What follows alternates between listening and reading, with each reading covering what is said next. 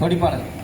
தாயின் மணி கொடி பாரி அதை தாழ்ந்து பணிந்து புகழ்ந்திட பாரீர். தாயின் மணி கொடி பாரி ஓங்கி வளர்ந்ததோர் கம்பம் அதன் உச்சியின் மேல் வந்தே மாதரம் என்று பாங்கில் எழுதி திகழும் செய்ய பட்டொளி வீசி பறந்ததை பாரீர். தாயின் மணி கொடி பாரீர் அதை தாழ்ந்து பணிந்து புகழ்ந்திட பாரீர். தாயின் மணி கொடி பாரீர் கம்பத்தின் கீழ்கள் காணீர் எங்கும் காலரும் வீரர் பெருந்திர கூட்டம் நண்பர் புரியர்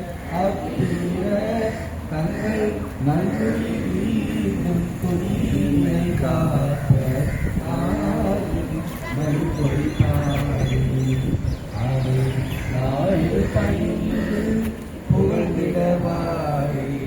தாயின் மணி கொடி பாரீர்.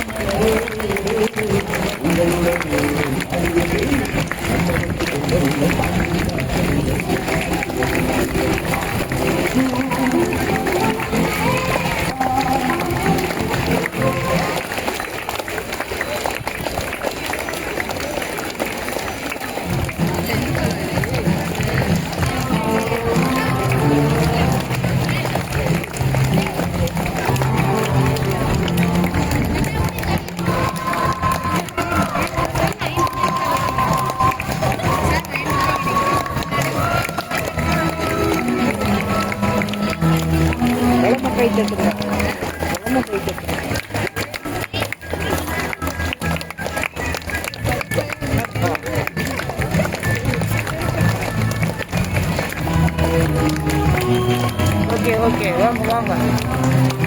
புதுசு 9th.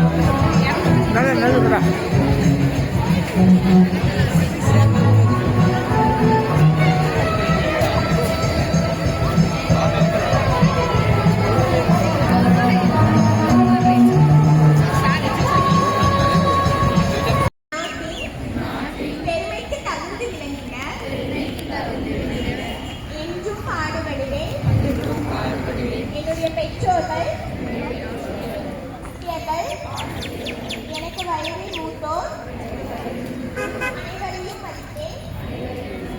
எல்லோருக்கும்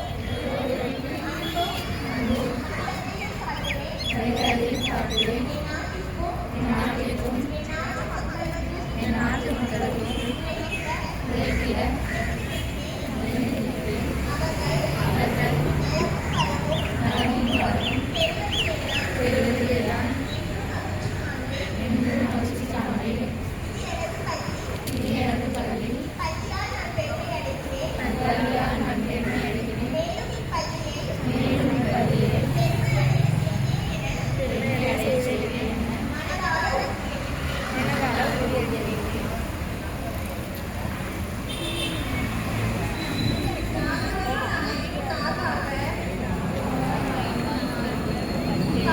தெரிவித்துக் கொள்கிறோம்.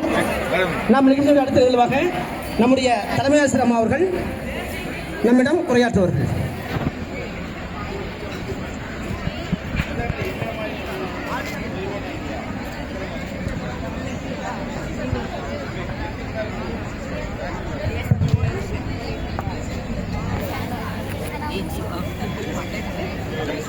இன்று முதல் நாள், நீண்ட நாட்களுக்கு பிறகு, நீண்ட விடுமுறைக்கு பின்பு எல்லாம் நம்ம ஸ்கூலுக்கு வந்திருக்கோம்.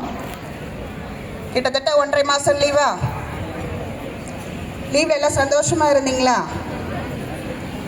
இன்னைக்கு சந்தோஷமா இல்லையா? எங்களுக்கெல்லாம் உங்களை பார்த்த பிறகுதான் சந்தோஷமா வந்திருக்கு. ஓகே, இன்று இந்த 26, 27ஆம் கல்வியாண்டினுடைய முதல் நாள், முதல் வழிபாட்டு கூட்டம். இந்த நிகழ்விற்கு வருகை புரிந்திருக்கக்கூடிய இருபால் ஆசிரியர் பெருமக்கள், மாணவ செல்வங்கள் மற்றும் அவருடைய பெற்றோர்கள் அனைவரையும் வரவேற்கின்றேன். பெற்றோர்கள் இருக்குன்னா இருக்கலாங்க, இல்லைன்னா நீங்கள் நாளை நாளுக்கு உங்கள் குழந்தைங்களை கூப்பிட்டுக்கலாம். அட்மிஷன் போடுறவங்க மட்டும் வேணால் உட்காந்துக்கங்க. டீச்சர்ஸ் கூட நீங்கள் உட்காந்துக்கலாம்.